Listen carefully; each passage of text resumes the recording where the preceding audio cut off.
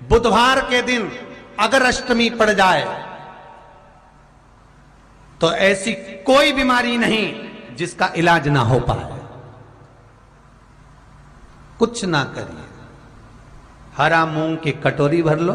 मूंग जानते हो? हरे मूंग, मूंग की दाल होती है ना, जो हरा मूंग, आखा मूंग हरा की कटोरी भरो, उस पर गुड़ की एक थोड़ी गुड़ की बट्टी, गुड़ की एक बाटी उस पर रखो, 5 बेलपत्र रख लो। और जिस व्यक्ति को बहुत भारी बीमारी है, कैंसर जैसा रोग भी है, किडनी लीवर जो भी उसके खराब हो रहे हैं, कोई तकलीफ है, बस वो कटोरी में मूंग लेकर उसमें गुड़ की खोड़ी रखकर 5 बेलपत्र रखकर, बुधवार अष्टमी तिथि, मूंग कटोरी में भरकर गुड़ की खोड़ी रखकर, गुड़ की बट्टी, 5 बेलपत्र। जिसको बहुत बीमारी हो, दमा, श्वास, किडनी आदि का आदि बहुत बीमारी हो, 21 बार शरीर पर से उतार कर महाराज सीधे हाथ में रखकर नाम गोत्र खुद का बोलकर और भगवान से, गणेश जी से विनती कर कर अष्टमी तिथि के दिन, बुधवार के दिन, जो उस दिन उस कटोरी नहीं लेना, पुरानी कटोरी नहीं लेना, कोई कटोरी घर में नहीं हो, नई कटोरी, और उसको गणेश जी के मंदिर में पहुंचा दीजिए। गणेश जी के मंदिर में पहुंचाएं, गणेश जी के मंदिर में पंडित जी भी बैठे रहें, हाथ में मत देना उस कटोरी को, भले दरवाजे पर, चौखट पर, गणेश जी के राइट हैंड की ओर, आपका उल्टा हाथ होगा, गणेश जी का सीधा हाथ होगा, तो गणेश जी का जो राइट हैंड हो, दर्शन करते समय सीधा हाथ इधर आएगा, उस हाथ के वहीं पर, अर्थात जमीन पे ही रख देना, पर रखना भूमि पर ही। महाराज कैसी भी बीमारी होगी, अगर चलने में भी तकलीफ हो रही होगी, तो अष्टमी को कर कर देखना, 11 या 12 तक आपको अंतर मालूम पड़ जाएगा। 3 इस राष्ट्र को सजा देते हैं।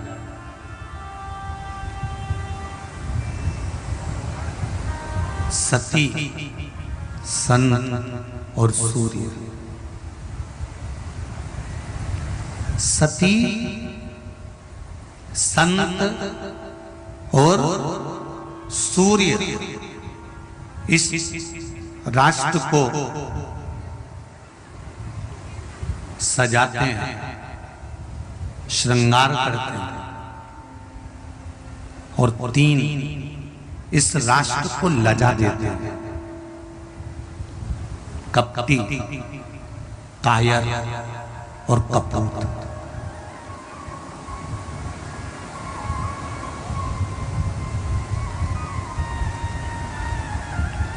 इस भारत की भूमि को गौरवान्वित करने वाले, इस भारत की भूमि को आनंद देने वाले, इस राष्ट्र को सजाने वाले, इस राष्ट्र को संवारने वाले, श्रृंगार करने वाले में 3 आते हैं। पहले नंबर पर कौन है? जम के बोलो जरा, सती।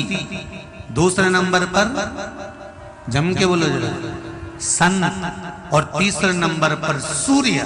ये राष्ट्र को सजाने वाले हैं, ये भारत की भूमि को सजाने वाले हैं, हम इस पृथ्वी माता को, इस देश को सजाने वाले हैं। और महाराज लजाने वालों में 3 हैं, कपटी, कायर और, जम के बोलो जरा, कपूत। ये 3 राष्ट्र को लजा देते हैं।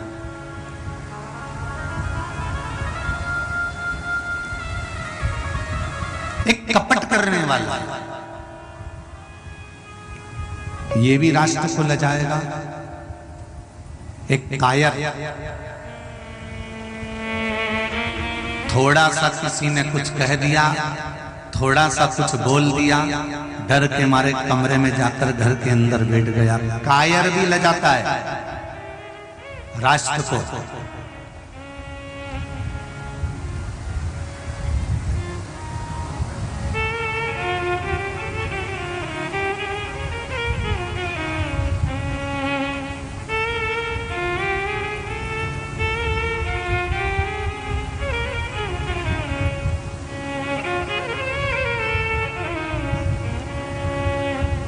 कपटी, कायर और कपूत, जिसको माता ने जन्म दिया और ये सोच कर जन्म दिया कि ये दुनिया का आदर करेगा, सम्मान करेगा, सत्कार करेगा, बड़ों का आदर करेगा, माता पिता की सेवा करेगा, घर के बुजुर्गों का आदर करेगा, सम्मान करेगा, सत्कार करेगा, माता पिता जब बीमार होंगे तो हॉस्पिटल लेकर जाएगा, दवाई दिलाएगा, कुछ सेवा में लगा रहेगा, और मालूम पड़े वो सब कुछ छोड़कर कहीं मांसाहार में पड़ा हुआ है, कहीं मदिरापान में पड़ा हुआ है, कहीं वेश्यावृत्ति में पड़ा हुआ है, कहीं जुए में पड़ा हुआ है, कहीं गलत काम में पड़ा हुआ है, गलत मित्रों की संगति में पड़ा हुआ है, तो ये कपूत ही तो हुआ।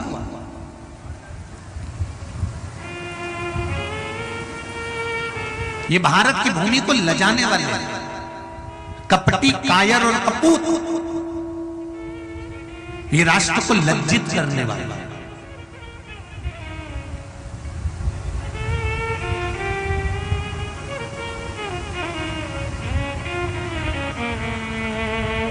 कितनी विचित्र थी वो माता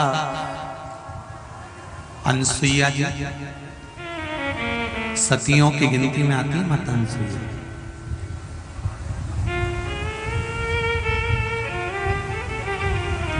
और अनसुईया माता के यहां पर ब्रह्मा विष्णु महेश तीनों भिक्षा मांगने के लिए गए थे। सती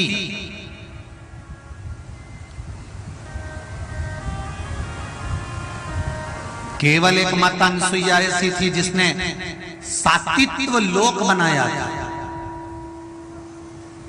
जिसमें सौभाग्यवती माताएं जब अपने पति के कंधे पर शमशान तक जाती हैं तो वो सात्वित्व लोक में जाती है। सात्वित्व लोक। और एक बार माता पार्वती जी ने शिव जी से प्रश्न किया था, बहुत सावधानी से सुनना, नर्मदा शिव महापुराण की कथा चल रही है, कई लोगों के मन का प्रश्न हो सकता है इस कथा के माध्यम से मिल जाए। एक बार माता पार्वती जी ने शिव जी से एक प्रश्न किया, भोलेनाथ बाबा। शिव जी ने कहा, हाँ बोलो पार्वती, क्या बात है, क्या हुआ, क्या हुआ, क्या ये बोलो। पार्वती जी ने कहा भोलेनाथ जी से, बाबा मेरे मन में एक प्रश्न, क्या जो पति के कंधे पर शमशान तक जाती है, अपने पुत्र के कंधों पर शमशान तक जाती है, मांग में सिंदूर भरा हुआ, हाथों में चूड़ला भरा हुआ, पांव में पायल, पैर में बिछुड़ी पहनी हुई, हाथ में मेहंदी लगी हुई, पांव में महाबूर लगा हुआ, जो शमशान तक जाती है वो सात्वित्व लोक में जाती है। पर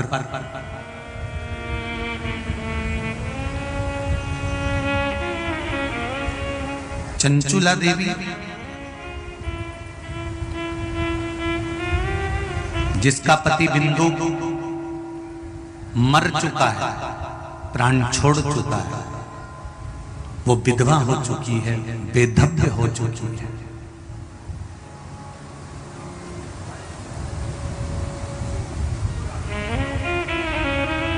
शिव महापुराण की विद्येश्वर संहिता का, शिव महापुराण का महत्तम है, बड़ा बड़ा ध्यान से सुनना।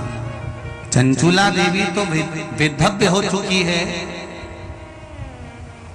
बेधव्यता धारण कर ली है उसने, और चंचुला देवी बेधव्य हो गई है। तो मां पार्वती जी कर रही हैं भोलेनाथ जी से,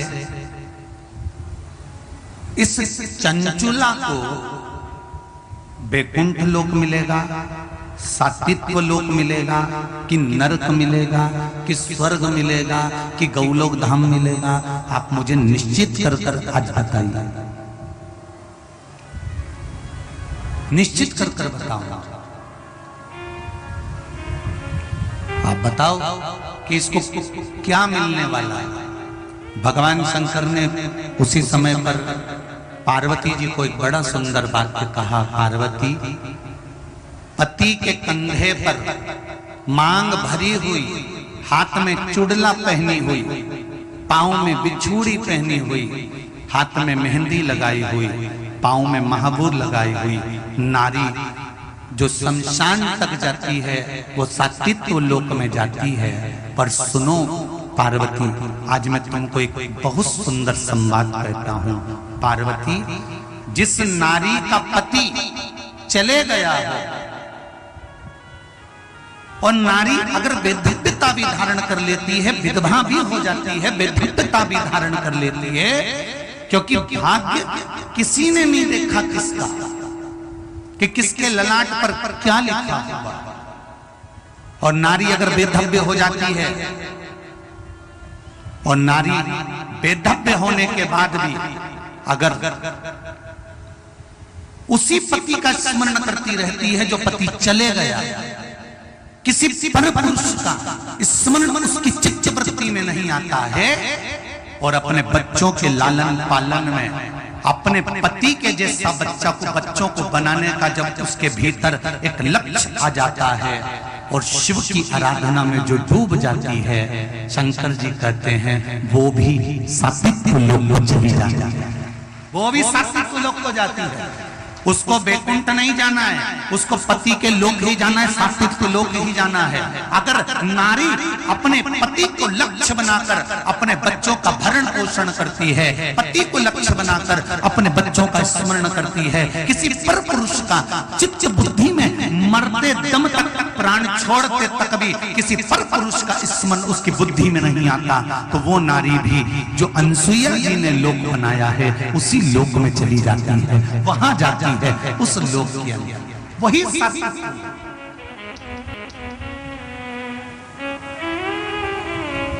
इसका कोई संवाद है आपके पास?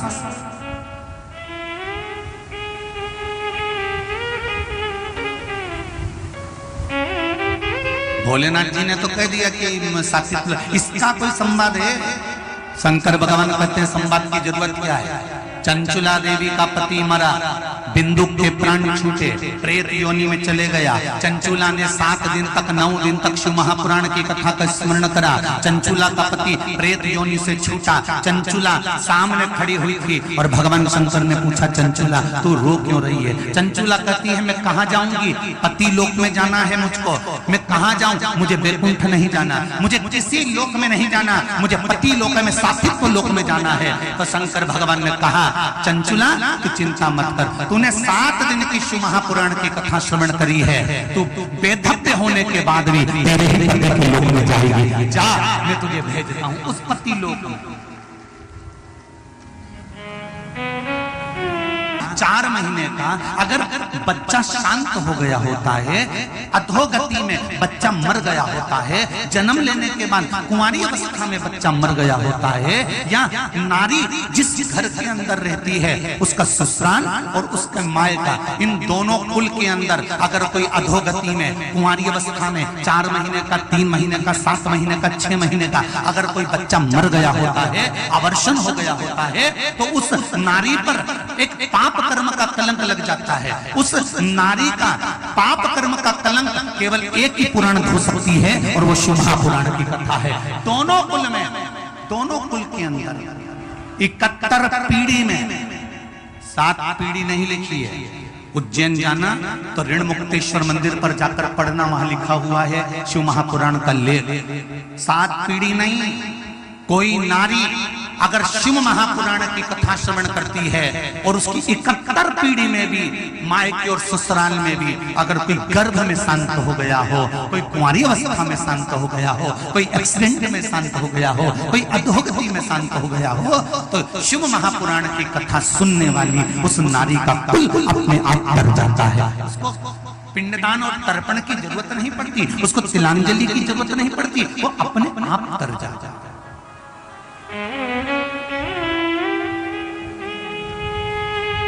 अगर कोई वैधव्य नारी शिव महापुराण की कथा सुनती है तो सात्विक लोक को चली जाती है। तो माता पार्वती जी ने शिव जी से कहा, आपने चंचुला देवी को कौन सा लोक दिया? तो सात्विक लोक, वहां सुहागन भी जाएगी, तो जो पति को लक्ष्य बनाकर जीवन जीती है वो भी जाएगी। वो सात्विक लोक का निर्माण किसने किया था? आपसे कोई पूछ सकता है। वैकुंठ लोक में भगवान विष्णु है, ब्रह्म लोक में ब्रह्मा है, इंद्र लोक में इंद्र है, मृत्यु लोक में शिव है।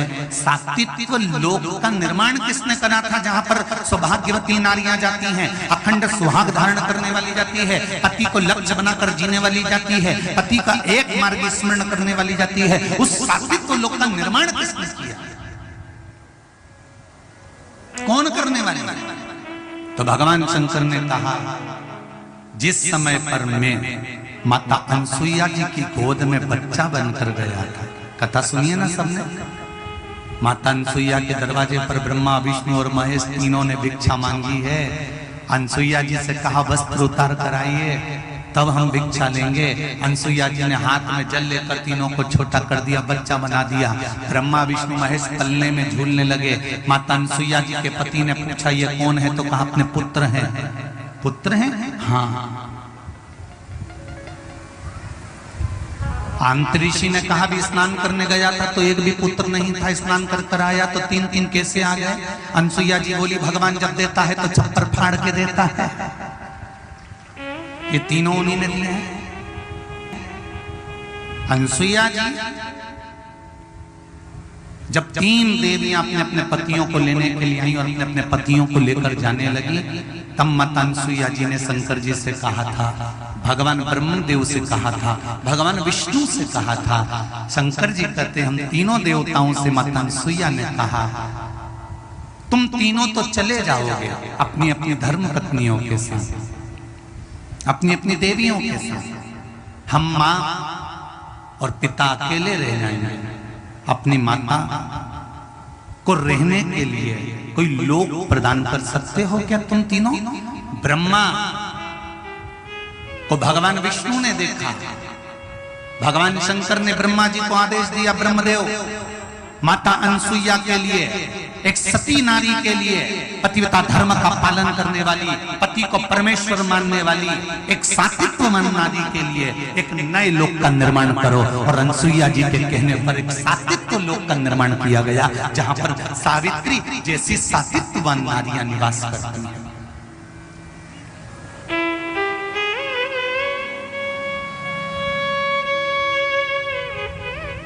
क्या होता है शंकर जी को जल चढ़ाने से? क्या मिलता है शिव जी को जल चढ़ाने से?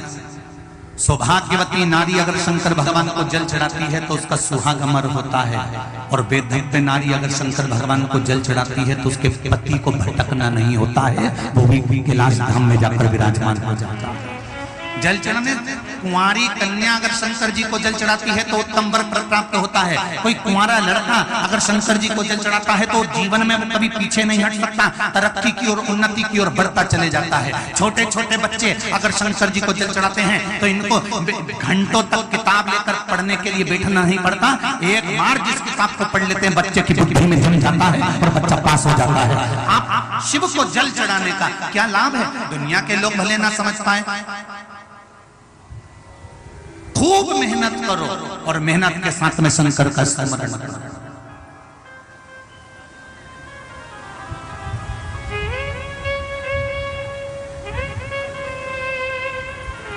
करो, मेहनत खूब जमके। लोग भले हंसेंगे कि बेलपत्री पे शहद लगाकर शंकर जी को चिपकाने से कोई अच्छा रिजल्ट आता है। आप में से ना जाने कितनी माताएं बैठी होंगी। कल भी एक दो पत्र आए थे, वो पढ़ नहीं पाए।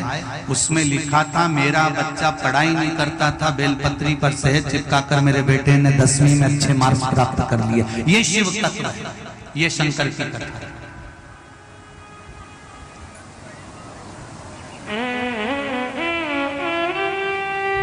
दुनिया हंसे हंसे दुनिया का काम है। बताओ सीवर वाला महाराज तो आए दिन बैठे बैठे उपाय बताते रहता, टोट के बताते रहता। अब तुम उसको टोट के समझो चाहे उपाय समझो,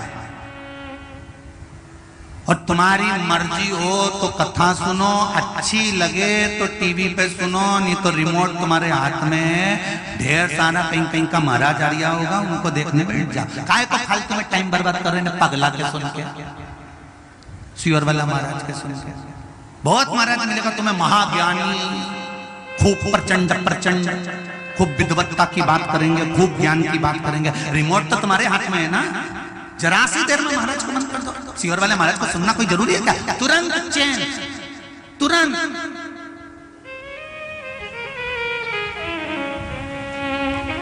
पर मन मनी करे महाराज भले चेंज कर दूं, थोड़ी देर में फिर आए कि पगला कुछ बोल रही होगा, फिर चेंज, फिर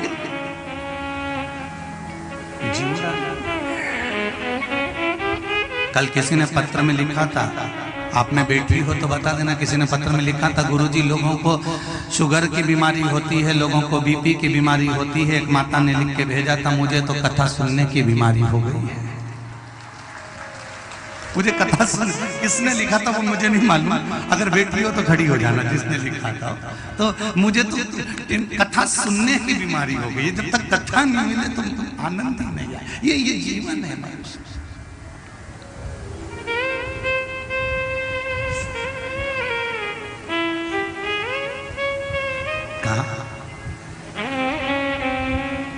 मोबाइल भी तुम्हारे हाथ में है, कथा अच्छी नहीं लगे, दूसरा महाराज आ रहा होगा, तुरंत चेंज कर दो, दूसरा देख लो। कोई विशेष वाली बात नहीं हो, अच्छी लगे तो कथा में आनंद लेने के लिए कि हाँ जीवन में हमें अपने जीवन को सुधारना है, शंकर के चरणों में जाकर अपने जीवन को सार्थक बनाना है। मुझे नर्मदा जी का स्मरण करना है, मुझे शंकर जी का स्मरण करना है, मुझे शिव तत्व को धारण करना हो तो कथा में आओ, नहीं तो जीजियों काहे कोई इतनी धूप में परेशान होने, अपने घर जाओ ने सो। कौन के तुमसे ने, तुम तो बढ़िया सत्तू घोलो गुड़ में खाया,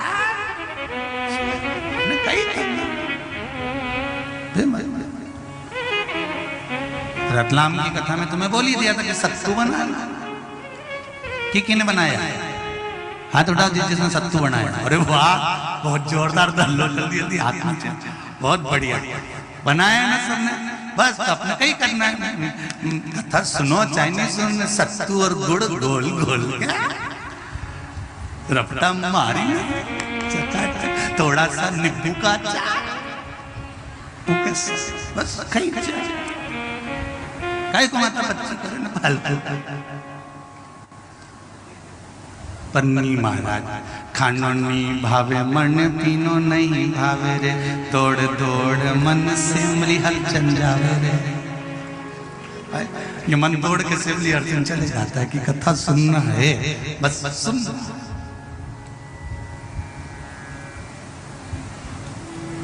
पार्वती जी ने शिव जी से कहा, भोलेनाथ ये सात्वित्व लोक किसने बनवाया? तो कहा ये माता अनसुईया ने बनवाया। किसने बनवाया था? जम के बोलो सब लोग, माता अनसुईया ने सात्वित्व लोक बनवाया था।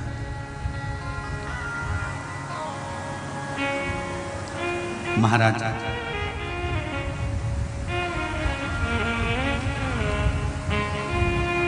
एक सात्वित्ववान जो नारी होती है, इसको जीवन में बहुत दुख झेलना पड़ता है, सरल नहीं होता। पुरुष बाहर घूमने चले जाता है, किसी की दुकान पर जाकर बैठ जाता है, गार्डन में जाकर बैठ जाता है, लड़ाई हो जाएगी तो घर से बाहर निकल कर चले जाता है। पर नारी कितना भी झगड़ा कर ले, कितना भी क्रोध कर ले, कुछ भी हो जाए, वो कभी बाहर जाएगा? दुख भी आए तो घर के अंदर बैठकर झेलना है, और तकलीफ भी आए तो घर के अंदर बैठ के झेलना है, वो नहीं जाता। और आपसे निवेदन भी है दीजिए, घर में कितना भी झगड़ा हो जाए, कितनी भी लड़ाई हो जाए, मेरी माताओं से और मेरी बहनों से निवेदन है, कितना भी झगड़ा हो जाए, चाहे पति पत्नी का हो, चाहे सास बहू का हो, चाहे रिश्तेदारों से हो, कुछ भी हो जाए, सब घर छोड़कर चले जाए, पर तुम मत जाना, मैं तो नहीं जाऊंगा। कोई कितना भी तुम्हें ताव दिलाए कि तू तो मेरे घर से चली जा, मुझे तो नहीं रखना, चाहे कुछ भी हो जाए, तेरा तो मुंह नहीं देखना, तो उसके सामने जान नोच के जा, पल्लू धर के ले, क्या कर ले, नहीं जाऊंगा। पर कुछ भी घर जम के बोलो जरा, नहीं छोड़ो। कई बेटियां पतियों से झगड़ा कर कर मायके चली जाती हैं, फिर पति उनको लेने नहीं आता है तो पशुपति व्रत करती हैं कि आ जाए। तो उन बेटियों से निवेदन है, तुम्हें पशुपति व्रत करने की जरूरत नहीं, तुम तो सेमली की आज चौथे दिन की कथा सुन लो। बस झगड़ा करो, खूब करो, दिल से करो, एक दूसरे को भले पोस दो, पर वो कितना भी तुमको ताव दिलाए कि तू तो मेरे घर से चली जा, मेरे को तेरा मुंह ही नहीं देखना, और मैं तो ये कर लूंगा नहीं वो कर लूंगा नहीं, यूं हो जाएगा ना वो हो जाएगा। और ना अपने को मरना है ना किसी को मरने देना है, छाती पे मुंडन अपने कहीं नहीं जाऊंगा।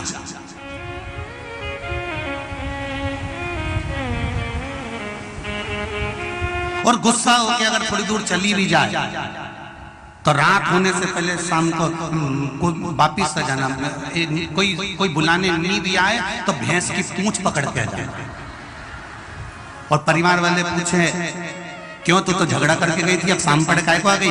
मैं कोई आ रही थी, वो तो भैंस ली आई। कुछ भी हो पर अपने को घर नहीं छोड़ना, अपने नहीं छोड़ना। और जैसे ही भैंस अंदर घुसे ना घर में, तुम पूंछ पकड़ के कहते नहीं जाऊंगी, नहीं जाऊंगी, अंदर नहीं जाऊंगी, नहीं जाऊंगी, बस मैं तो थोड़ा नहीं जाऊं बस इतना कर। तो लोग भी पूछ लेंगे क्या हो गया, मैं थोड़ी ना आ रही थी, वो तो भैंस ली आई, मेरे को भैंस में से भी कर दे तो जानना, पर घर नहीं छोड़। विनाश काले विपरीत बुद्धि, किसी से भी झगड़ा हो, लड़ाई हो, परिवार में कितना भी झगड़ा कर लो, पर अपने को संबंध खराब नहीं करना, रिश्तेदारी खराब नहीं करना। आज के जमाने में सबसे ज्यादा केस जो है ना अदालत में किसी चीज का नहीं है, केवल तलाक का ही है। ढेर केस पड़ा हुआ है तलाक का। बेचारा जजों भी माथा रगड़ दिया, कई करे इनका बर्ताव करेंगे। समझाने की कोशिश करते हैं कि समझ जाओ, नहीं समझते लोग, नहीं हमें तो नहीं रहे, हम तो रहे। तुमसे ज्यादा झगड़ा शंकर और पार्वती में होता था, जितना तो तुम नहीं झगड़ते उतना।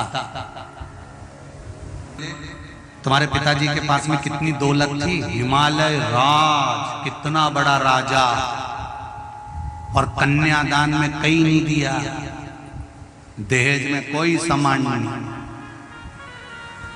कोई सामान दे देते। पार्वती जी सिर पे पल्लू बांध के, जूड़ा बांध के बोली मेरे बाप के पास में तो खूब था, देवी देता, तुम कई आग लगाते बस इंसान रखते कहां सामान को।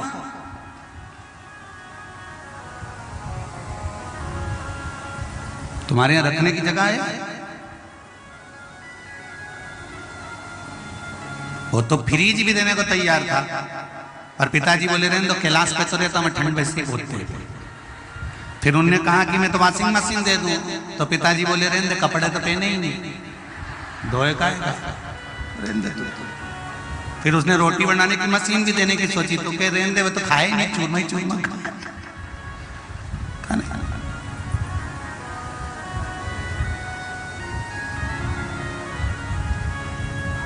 केवल दो ही चीज दी थी दहेज, एक सिलवट्टा, एक रूढ़िया, खूब घीसो सकाचा,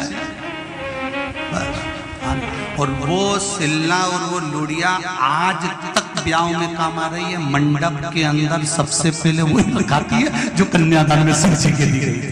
आज भी किसी के घर में भी शादी हो, सबसे पहले मंडप के अंदर वही रखाएगी, चाहे पितरों की पूजन हो, चाहे मंडप की पूजन हो, चाहे कोई भी पूजन हो, ब्याह के समय की वो सिल्ला और जैसे पार्वती जी के ब्याह में वो सिल्ला लुड़िया दी गई, दाल पीसी गई, सामान पीसा गया, आज भी ब्याह के अंदर सबसे पहले वो बड़ी टूटे वो पीस के सबसे पहले।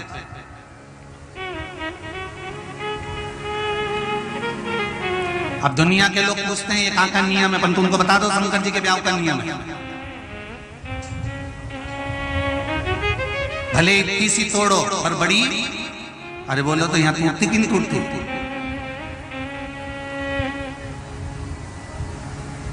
जिसके ब्याह में बड़ी टूट जाती है उसका घर कभी नहीं टूटता, और जिसके यहाँ बड़ी रेडीमेड आ जाती है तो घर भी रेडीमेड ही हो जाता है। इसलिए घर में ब्याह के समय पे बड़ी तोड़ना बहुत जरूरी होता है। थोड़ा थोड़ा थोड़ा थोड़ा थोड़ा, भले 4 तोड़ो 5 तोड़ो, माताएं आपस में गीत गाती गाती तोड़ती है ना, बन्ना बन्नी गाती जाए और तोड़ती जाए, गाती जाए। बन्ना जी लहंगा लाना जी, बनी फिर पहन के आएगी, फिर यूं इतराएगी, फिर दिल्ली जाएगी, वहां से झुमका लाएगी, फिर गाना गाएगी, झुमका गिरा। अब अब बड़ी तोड़ते समय माता बड़ा सुंदर सुंदर भाव गाती है। कभी गणेश जी गा लेती, कभी बना बनी गा लेती, कभी आनंद गा लेती। उसका एक हृदय सुख है। शंकर भगवान के विवाह से जो एक रिश्ता जुड़ा हुआ है ना, वो रिश्ता कभी समाप्त नहीं होता, वो एक आनंद का रिश्ता है शिव विवाह।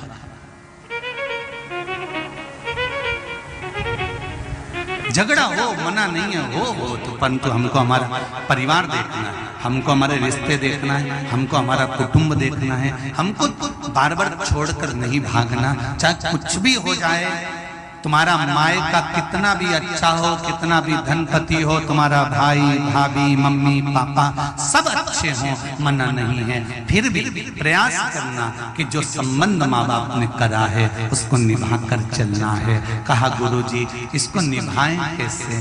कई बार बहुत दुख भी आ जाता है, तकलीफ भी आ जाती है, माना थोड़ा समय एडजस्ट करने में लगता है, पर इतनी जल्दी निर्णय मत लेना कि तलाक पर पहुंच जाओ। थोड़ा एडजस्ट करिए। तलाक करने के बाद में क्या करोगे?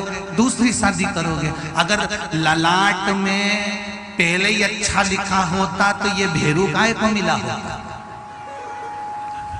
सही है कि गलत? और दूसरी कर लोगे फिर वही मिल गया तो क्या कर लोगे? इसलिए जैसा मिला है वो टेढ़ी चोटी वाली बाई गाती ना, भला है बुरा है जैसा। एक बार मनसुईया अपने पति आंतरी बाबा के साथ में जा रही थी। नर्मदा जी का पावन तट था। मां नर्मदा जी के पावन तट के पास में से जब घूमते हुए निकली तब अनसुईया मैया के मन में आया कि कितनी सुंदर भूमि है, कितना सुंदर जगह है, कितना अलौकिक जगह है, कितना आनंद की जगह है।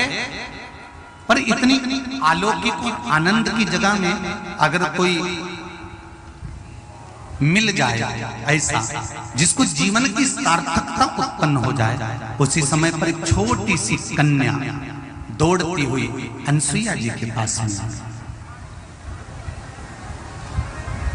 नर्मदा जी के तट पर, मां नर्मदा के तट पर वो कन्या मिली, इसलिए अनसुईया जी ने उसका नाम नर्मदा रख दिया।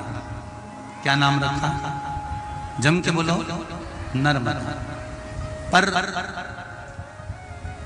इस कन्या का नाम नर्मदा रख दिया और कन्या धीरे धीरे धीरे धीरे धीरे धीरे अनसुईया जी के आश्रम में, आंतरी बाबा के आश्रम में सुंदर आनंद से चित्रकूट की उस पावन धरा पर नर्मदा एक कन्या जो अनसुईया जी को मिली थी, छोटी सी बेटी जिसका नाम नर्मदा के घाट पर मिली थी, इसलिए उसका नाम क्या रखा था? नर्मदा। तो वो कन्या अनसुईया जी के यहाँ रहने लगी।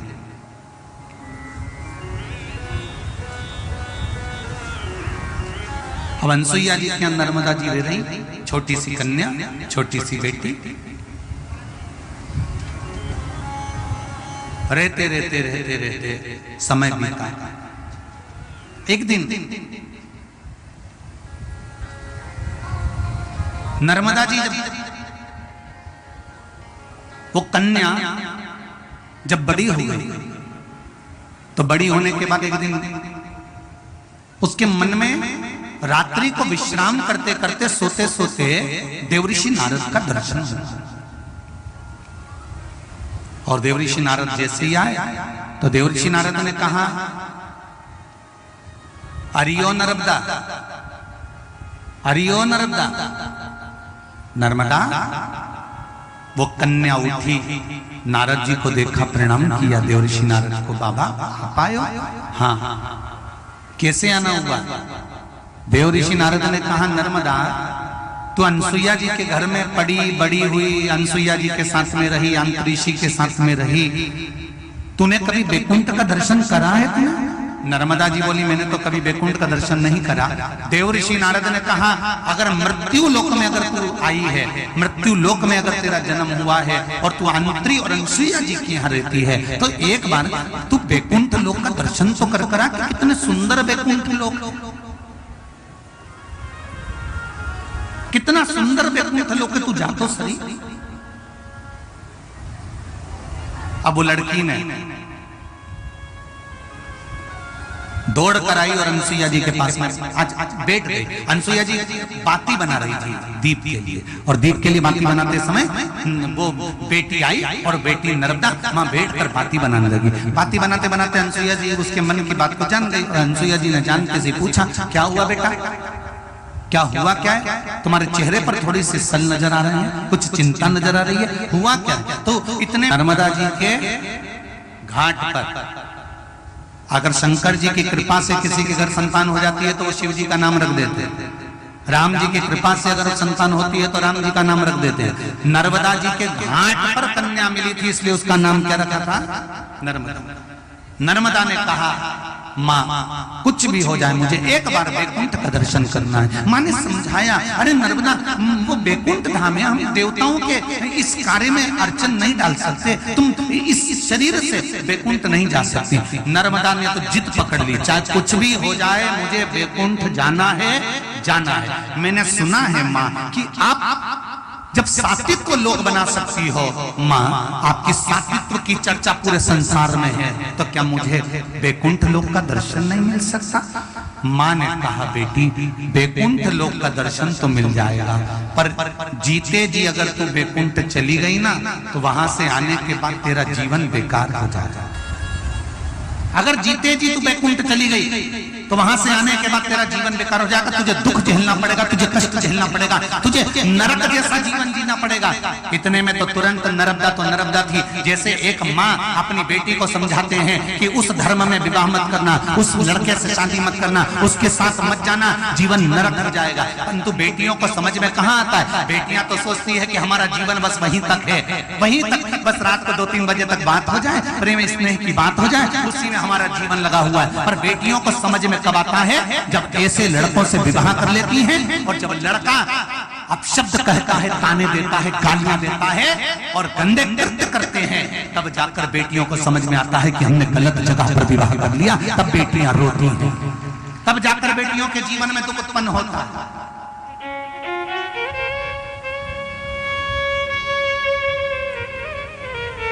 माता नर्मदा को, बेटी नर्मदा को, सती नर्मदा को समझाया जा रहा है। अनसुईया जी अपनी पुत्री को समझा रही है, जिस पुत्री को गोदी में लेकर आई थी, जिसको पाल पोस कर बड़ा करा था, जिसको विवाह के लायक कर दिया था, उस नर्मदा को, उस पुत्री को अनसुईया मैया समझा रही है, जो अनसुईया की पुत्री भी कहलाई, अनसुईया जी की दासी भी कहलाई, अनसुईया जी की सेविका भी कहलाई, अनसुईया जी के चरणों में निवास करने वाली भी कहलाई। वो लड़की को अनसुईया समझा रही है कि तू देख, मान जा, जब तू बैकुंठ से आएगी ना तब तेरे को दुख बहुत झेलना पड़ेगा। पर बेटियों को समझाओ कि ये तू गलत धर्म में विवाह मत कर, सनातन धर्म को छोड़कर दूसरे धर्म में क्यों जा रही है? क्या मिलेगा वहां?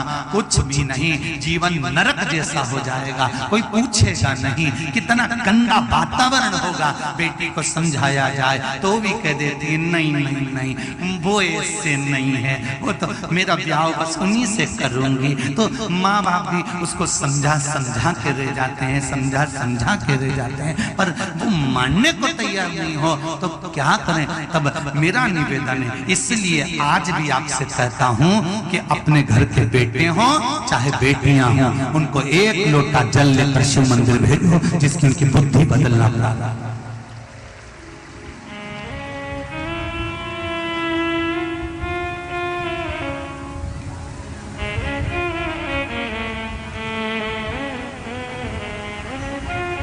समझाओ, बेटी को समझाया अनसुईया जी, समझने को तैयार नहीं हुई। मुझे तो बैकुंठ जाना ही है, तो दुख झेलना पड़ेगा वहां से आने के बाद, मंजूर है। जाओ युग को समाप्त कर कर कौन सा युग लाएगी?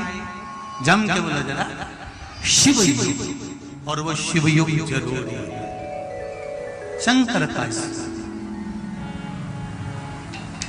अनसुईया जी ने नर्मदा बेटी को समझाया,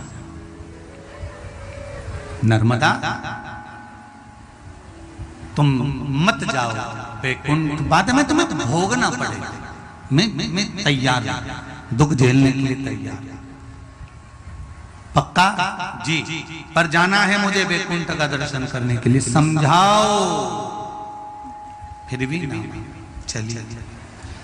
अनसुईया जी ने अपने उल्टे पांव के अंगूठे को जमीन पर घिसा और घिसते से ही एक ज्योत उत्पन्न करी, एक अग्नि की ज्योत उत्पन्न कर कर अपनी पुत्री नर्मदा से कहा, नर्मदा इस पर बैठ जाओ और तुम वैकुंठ का दर्शन कर आओ। उस ज्योत पर बैठकर नर्मदा जी सबसे पहले इंद्रलोक गईं।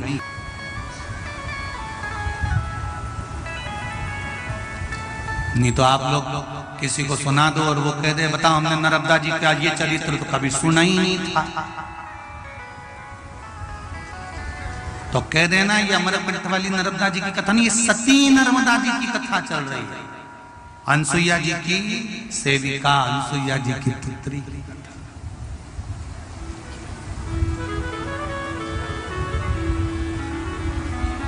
जो इंद्रलोक का राज्य देखा, सारे देवता चले गए उठ उठ के, इंद्र का ध्यान वो नर्मदा कन्या पर पड़ गया, नर्मदा बेटी पर पड़ गया।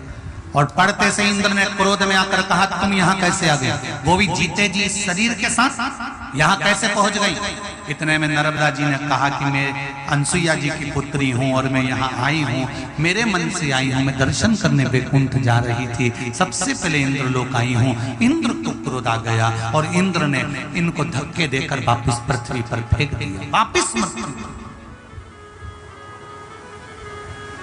कन्या वापिस आ गई, रोने लगी, मां इंद्र ने मुझे धक्के देकर निकाल दिया, पर यह श्रेष्ठ नहीं है, नारी जाति का अपमान माना, ये श्रेष्ठता नहीं। इंद्र कह रहे थे तुम ऐसे सात शरीर यहां नहीं रह सकते। अब नर्मदा जी ने कहा, उस बेटी ने कहा, मां अब मुझे इंद्रलोक नहीं जाना, 33 कोटि देवता जिस सती का सम्मान करते हैं, मुझे वो सात्विक लोक में जाना है। अब बता मुझे क्या करना है? माँ तू जैसा बोलेगी, सात्विक लोक में जहाँ देवता भी सम्मान करते हैं, 33 कोटि देवता जहाँ आकर सम्मान का एक लक्ष्य निश्चित करते हैं, मुझे उस सात्विक लोक के लिए जाना। बता माँ मुझे क्या करना है, तू बता। माँ ने कहा, सात्विक लोग जाने के लिए तो बेटा तुझे पहले विवाह करना पड़ेगा। विवाह? हाँ, पर माँ मैं और विवाह करूं ये ठीक नहीं है माँ, मैं तो आपकी सेवा में लगी रहूंगी, आपकी सेवा करती रहूंगी। नहीं, बेटी घर में रहे, माँ बाप उसका विवाह करें। क्यों?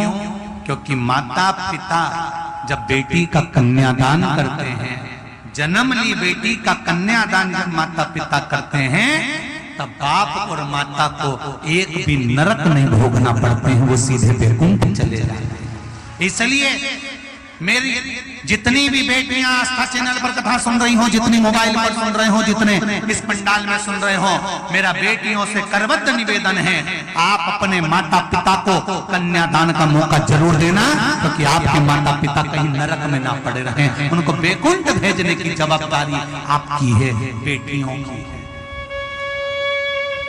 थोड़ी सी सुंदरता देख के मोबाइल का बैलेंस भरवा दे तो उस चक्कर में मत फंस जाना। गाड़ी पे घुमाए उस चक्कर में मत फंस जाना। री जी हो,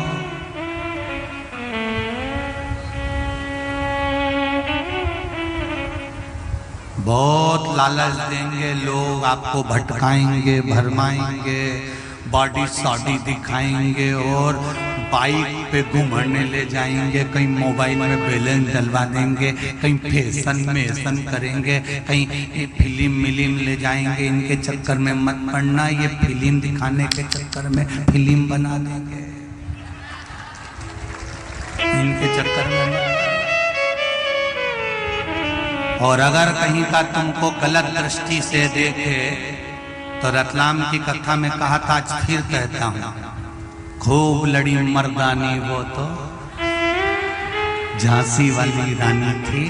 किसी की सामर्थ्यता नहीं है कि कोई आपको घूर के देख ले, क्योंकि केवल तुम्हारी दृष्टि ही इतनी विचित्र है। अगर एक साड़ी पहनने वाली बहू भी अगर घूर के और जम के देख ले ना, अच्छे अच्छे के पसीने छुड़ा दे, भागा नजर आएगा।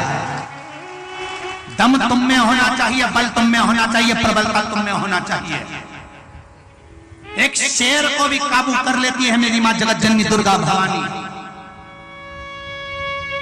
शेर को भी पांव के नीचे दमोच कर चलती है मेरी जगत जननी जगदम्बा भवानी। तो तुम तो सनातनियों के घर की बेटी हो, जिनके घर में देवी भी तलवार और त्रिशूल लेकर बैठी रहती है, तो तुम खाली हाथ कैसे घूम सकती हो? तुम्हारा तो हाथ और आंख ही काफी है, जरूरत ही नहीं पड़ेगी किसी को कुछ देखने की और बोलने की।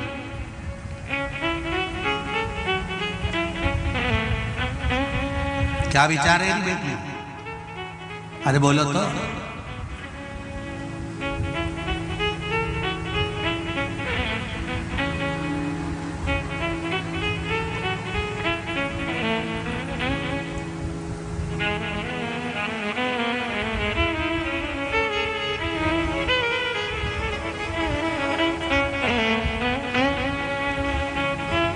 हम तो इस कथा के माध्यम से आपको केवल जगा सकते हैं री बेटियों। ईमानदारी की बात बोले ना, हमारा केवल अगर कोई कहे ना सियोर वाला महाराज पगला है, तो सही में पगला है। हमारा तो काम जगाने का है। आप जाग जाओ, कैसे भी अपने सनातन धर्म को पहचान जाओ और अपनी जिंदगी को पहचानो कि कितनी कीमती है। इस कीमती जीवन को नरक मत होने देना, ये आपके हाथ में है। अपने माँ बाप को नरक मत भेजना, संवार ले, संवार ले।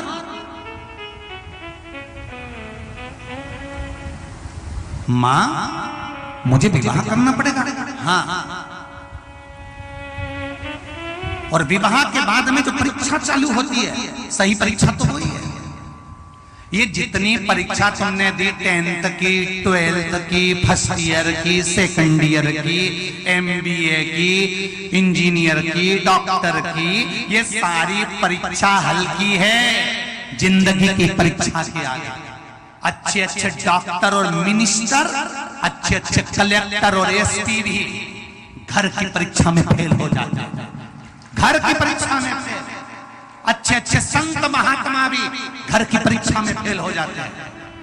देखा होगा भी, एक संत ने बीच में सुसाइड कर लिया था, एक इंदौर के संत ने सुसाइड कर लिया था।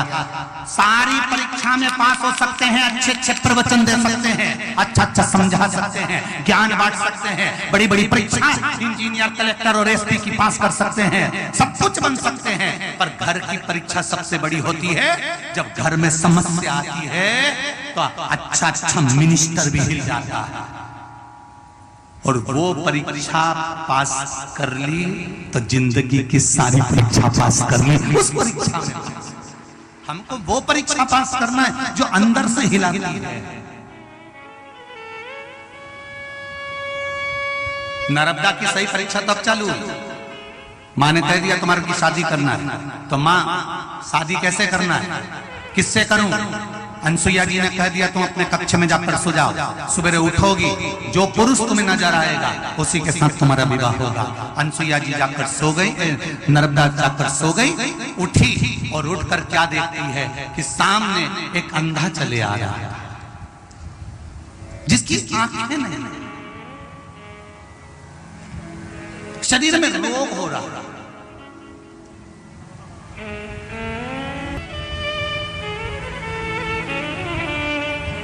पति मिला, अनसुईया जी ने विवाह करवा दिया उस अंधे के साथ में, क्योंकि परीक्षा है। अगर एक पतिव्रता धर्म को धारण करने वाली सातित्ववान नारी अगर सोच ले तो यम की कैद से पति को छुड़ा कर ला सकती है। अगर सातित्वता में बल होगा तो अंधे की भी आंख आ सकती है। ये अनसुईया जी सिद्ध करना चाहती है। जैसे आगरा से आई हुई बेटी से कहा भले गोले निकल गए आंख के, पर अगर शंकर पर विश्वास है रोज शिव जी की पूजन करो और शंकर जी से एक बात कहती रहे कि एक बार तुम्हें देखना है, एक बार देखना है, एक बार देखना है। सूरदास भी रोज प्रार्थना करते रहे थे भगवान कृष्ण से एक बार तेरा दीदार करना है। तो भगवान ने कुएं के अंदर भगवान कृष्ण ने दीदार करा दिया था। सूरदास को आंखें दे दी थी।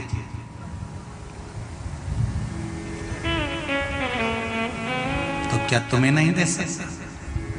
ऐसा कौन सा दुख है जो शिव नहीं हर सकते? संजोने शिव महापुराण की कथा कहती है, भगवान शंकर का पावन चरित्र करता है, देवादिदेव महादेव का पावन चरित्र करता है। ये जो नर्मदा का चरित्र सुनाया है ये अमरकंठ वाली नर्मदा नहीं है, ये अनसुईया जी की पुत्री नर्मदा है। ये अनसुईया जी की सेविका नर्मदा है। ये अनसुईया जी के जीवन को आनंदित करने वाली सातित्व धाम तक लेकर जाने वाली नर्मदा है।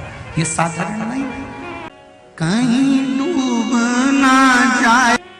जिस नारी को लगता है कि बच्चा कहीं विकलांग ना जन्म ले ले, कहीं बच्चा बेकार ना जन्म ले ले, उस नारी को 3 चीजें शिव महापुराण की धारण कर लेना चाहिए। पहला, गर्भ में जब तक बच्चा रहे तब तक दरवाजे पर आने वाली गाय को 1 रोटी जरूर देना। गर्भवती नारी को गाय को दरवाजे से कभी नहीं भगाना चाहिए, तो बच्चा पूर्ण तरह से स्वस्थ पैदा होगा। बच्चा विकलांग नहीं हो सकता।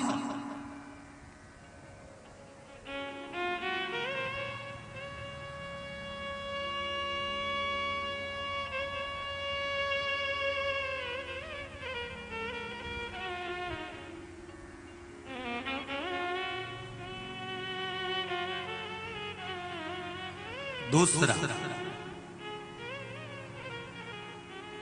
जब तक नारी का गर्भ रहे,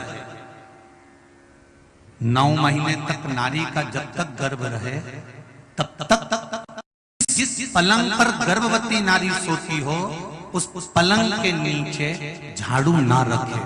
नारी का बच्चा कभी विकलांग नहीं हो सकता। अच्छा, जिस पलंग पर नारी सोती हो गर्भ अवस्था पहले महीने से लेकर 9 महीने के भीतर गर्भवती नारी अपने पलंग के नीचे झाड़ू बुआरी ना रखे।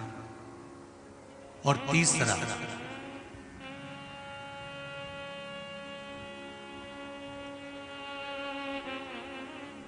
राम नाम हो, कृष्ण नाम हो, शिव नाम हो, देवी का नाम हो, गुरु का नाम हो, जो जिस परमात्मा